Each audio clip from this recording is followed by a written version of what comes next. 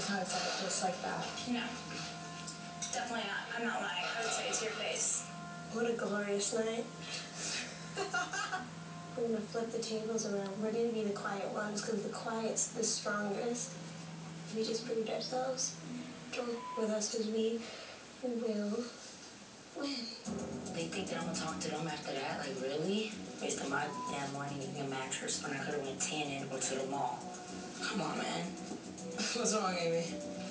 Nothing. I just feel like everyone's gonna be hard with me because I feel like I just got set up. Where is it? I don't know. You do know. Is it still in the pool with the other old man? Yeah, It's really hurting my feelings that I'm being blamed for this mattress. I had nothing to do with it. If I did have something to do with it, why wouldn't I take credit for it? I mean, if I wanted to do it, I'm going to admit that I did it. What? It's in the pool?